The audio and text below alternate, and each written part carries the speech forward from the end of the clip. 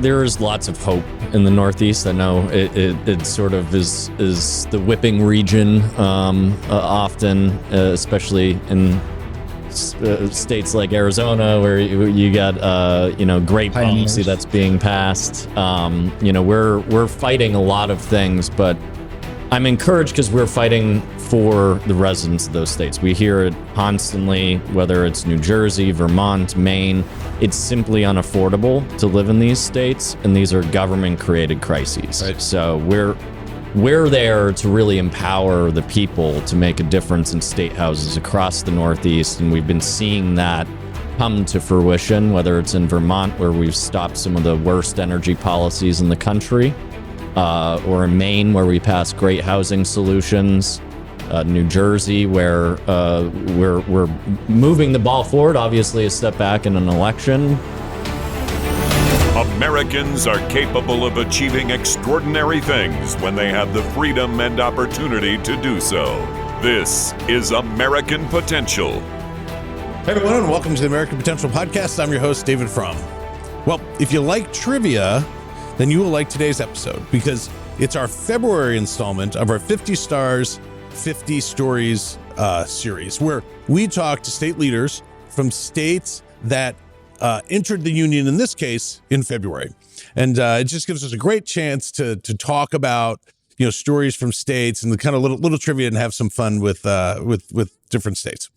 So, and for February, there were only 3 states that joined. The first was known for famous trials that were held back in the 1600s. Another has the same name as a computer game that some of us played, and we learned how deadly cholera was. And the last is known because millions of people travel there each year to go and look at the damage that a river has caused to rocks. Anyone have an idea of what states we're talking about today?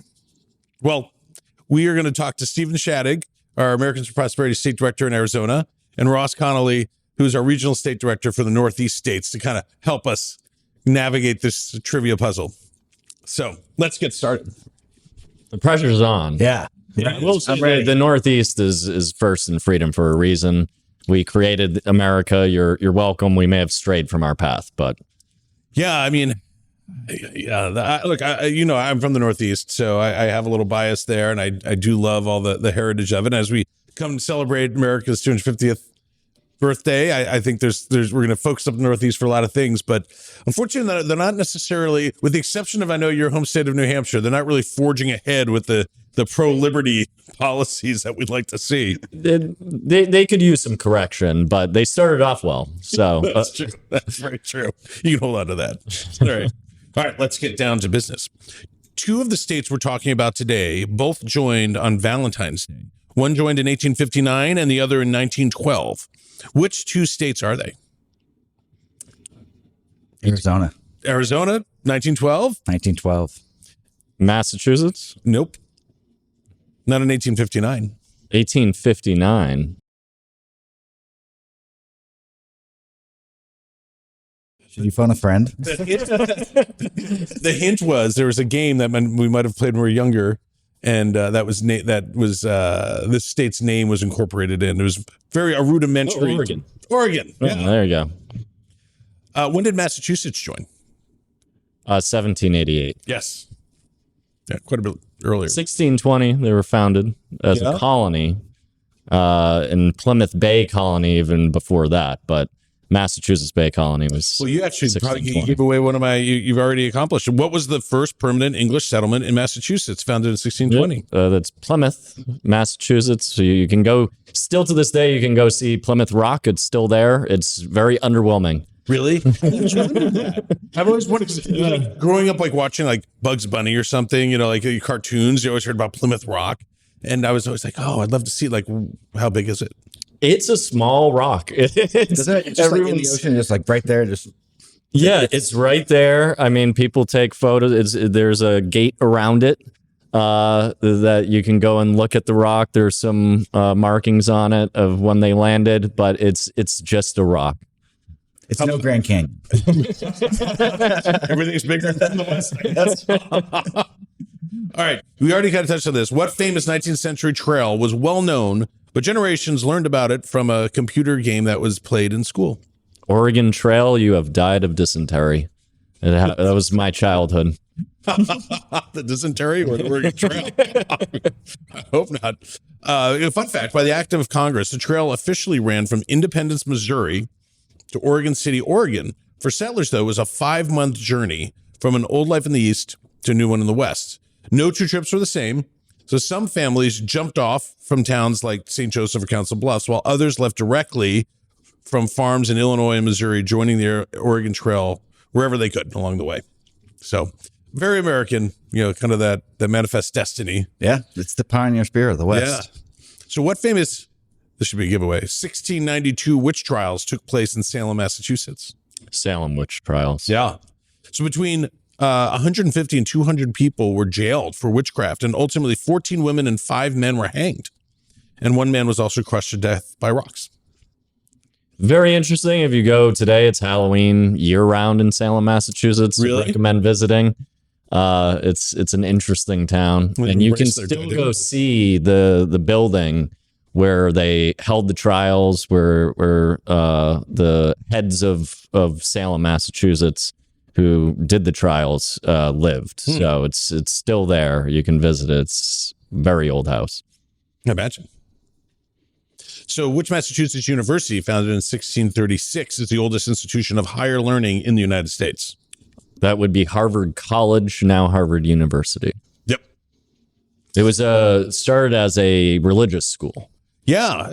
So my understanding was that it was a Puritan clergyman who donated part of his estate and books to start the school. They still have a John Harvard, still a statue in Harvard Square. Nice. The first American lighthouse was built in 1716 on Little Brewster Island in which harbor? Give you a hint. There was Boston Harbor. Boston Harbor. Boston Harbor. Okay. So all of us, I know we're going to be traveling up to Boston this year for our all-staff meeting, and we'll broadcast from there. We're super excited to. I'm very excited to give people tours. We'll do the Freedom Trail.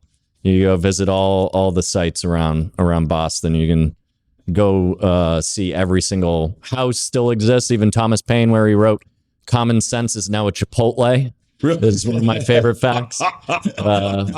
So you can go see where Thomas Paine wrote Common Sense. Come and get a bowl. Yeah, and had his burritos In Boston. I do think Boston is one of the great American cities. It really has a unique character to it. It's really cool. You also, when you go to those East Coast cities, realize how on top of each other and not symmetrical everything is. It's like these cow paths that went this way and that way, and it's just. But it has a cool feel to it. Doesn't make sense. It's all cow paths, like you said.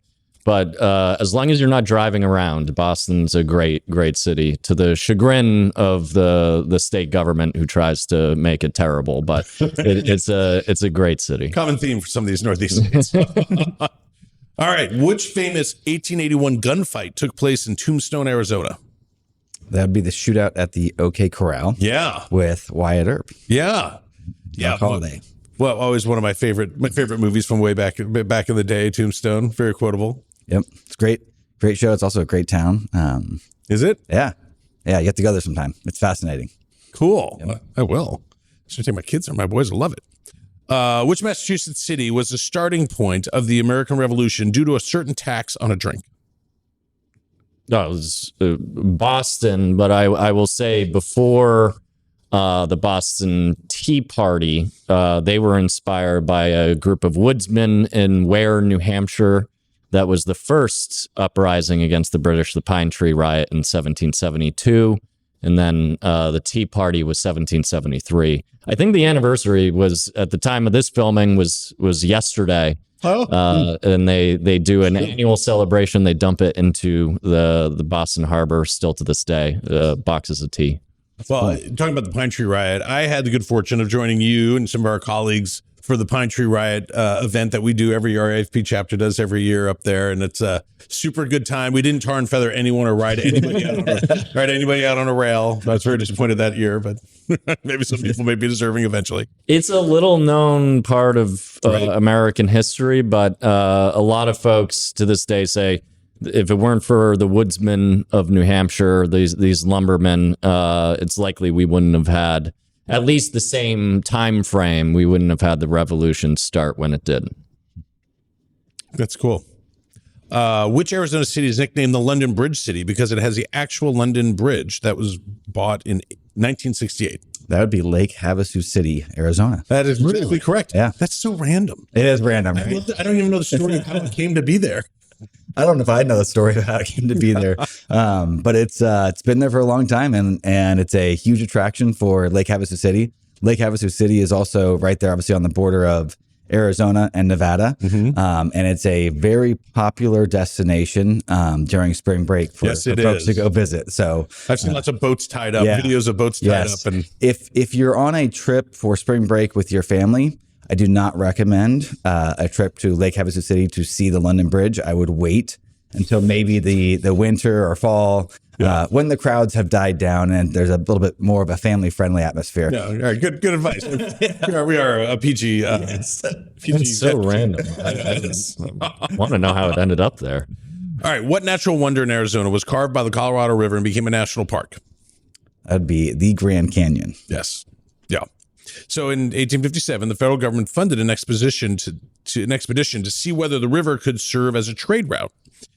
Army Lieutenant Joseph Christmas Ives led the mission, becoming the first known European American to reach the river within the Grand Canyon.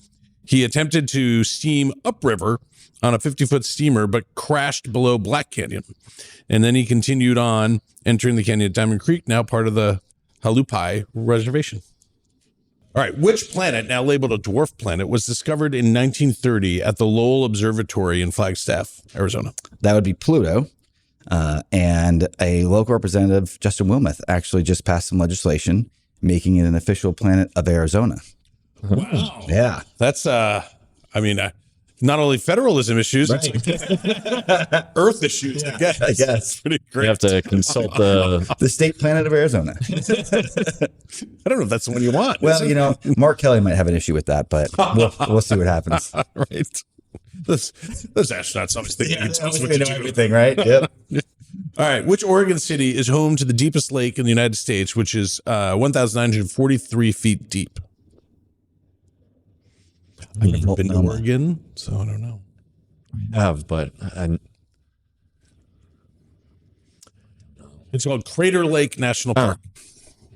What volcanic peak visible from Portland on clear days is the second most climbed mountain in the world after Mount Fuji? Mount Hood. Yes. I snowboarded there. Really? Fun fact. Yeah, one of two volcanoes. That's awesome. Snowboard. I just think volcanoes are cool. I can't. Yeah. Yeah, you can snowboard Mount Kea in Hawaii at certain times. But Mount Hood you can do year round. Well, so Arizona is one of the only places in the U.S. where 4 states meet at one point. What are the other 3 states? So outside of Arizona, that'd be Colorado, Utah, and New Mexico. Right. Is that where they have that spot where you can Four corners? Four corners. Yeah, 4 corners. I was almost there and I didn't actually go to, and I regret that I didn't because I was up near there. But It's a lot like Plymouth Rock. A little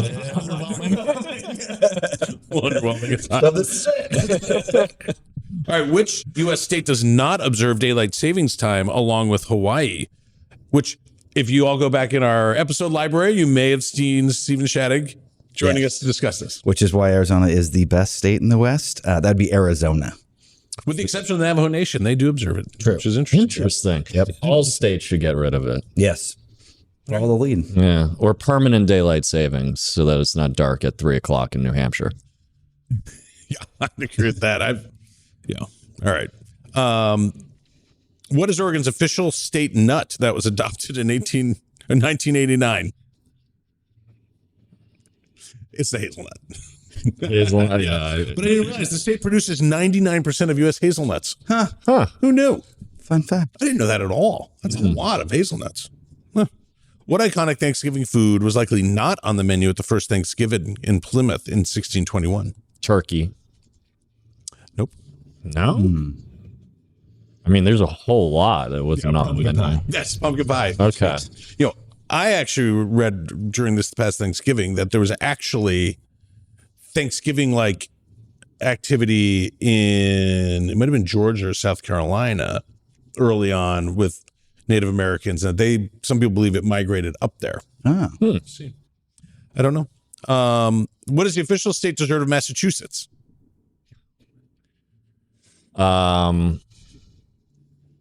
Official state dessert?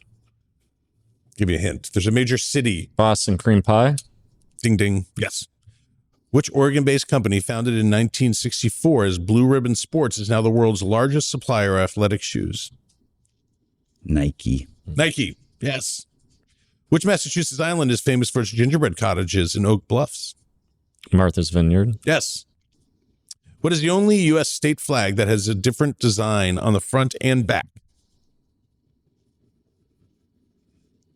I didn't know this. Oregon? Yeah. Yeah, they have the state seal on the front, and then on the back they have a beaver. Oh, interesting. Yeah.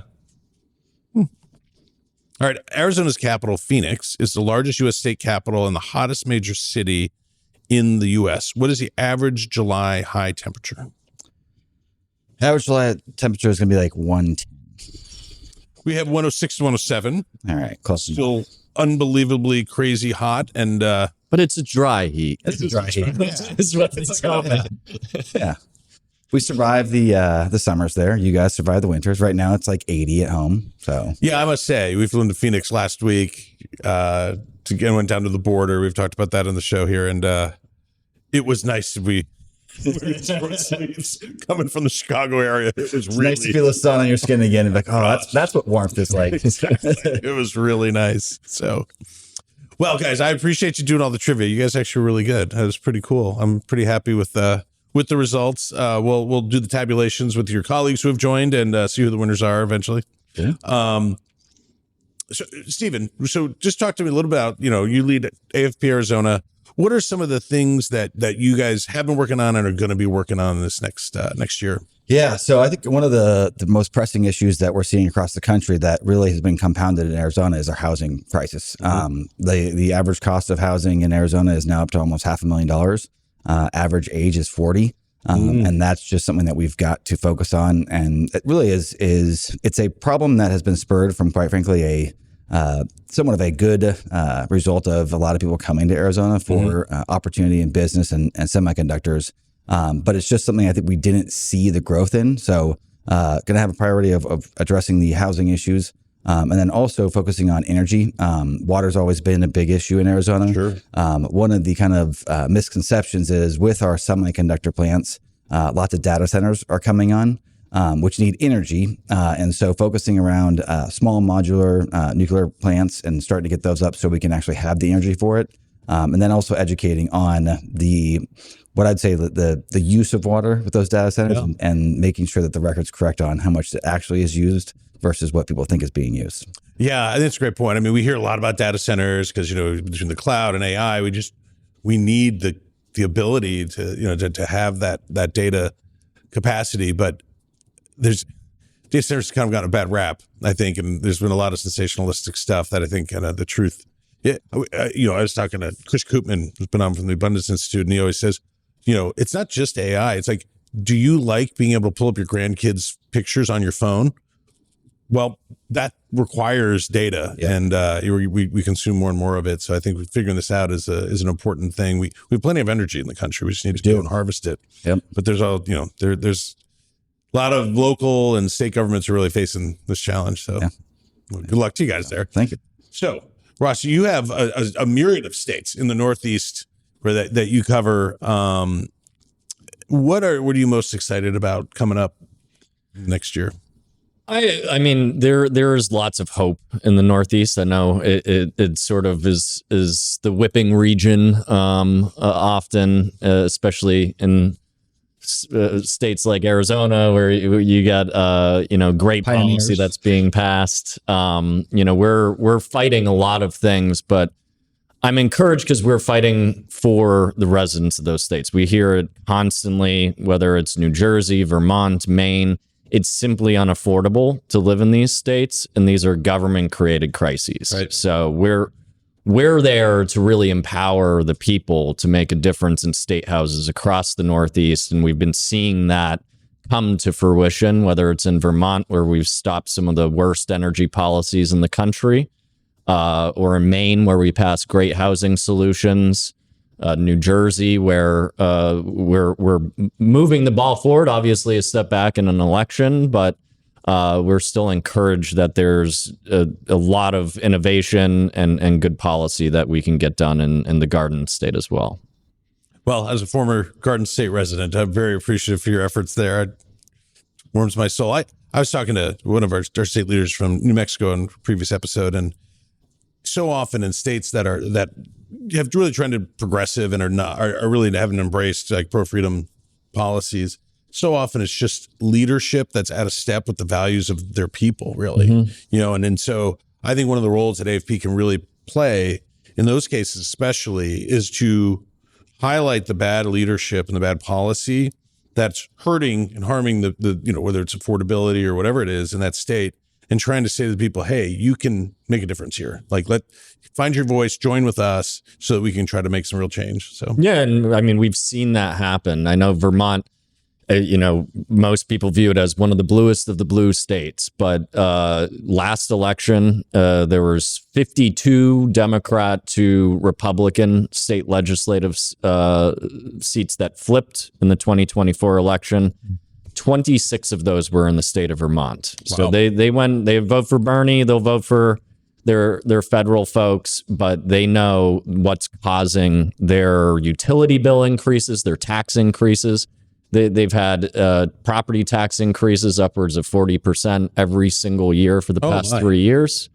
So we're giving a voice to those folks. We have a great governor in Governor Phil Scott, but we have to, there's still an unaligned legislature that we need to get to see the light, and we're getting there. Yeah. Well, I know I've been on your radio show, and I appreciate you having me on. So if anyone wants to listen to Ross Connolly, how do they find you? You can tune in. It's on Spotify. It's the Vermont Viewpoint with Ross Connolly every Wednesday. You can also go to WDEVradio.com and listen to any of our programming live. There's always great folks. I sort of am in the middle of we have another conservative host, and then the former lieutenant governor is the Thursday host, but we have a lot of interesting conversations with like national topics as well as state topics. Cool. Well, Ross, Stephen, I really appreciate you guys playing the game, trivia game, but also tell us a little bit about like what's coming up in your great states. Hopefully we pass. Yeah, I expect a prize from this, David. We appreciate the time. It's always fun. Well, Matt the engineer will get you your prizes on the way. So, all right. Well, hey folks, if you like this episode and would like to stay connected with the podcast, be sure to like and subscribe to us on Facebook, Instagram, and YouTube. And always remember, liberty and freedom are easily taken for granted. Don't take them for granted. Go out there and defend freedom and liberty. Thanks for joining us, and we'll see you on the next episode. Thank you for listening to American Potential. You may listen to more stories from Americans working every day to expand freedom and opportunity in their communities by visiting AmericanPotential.com.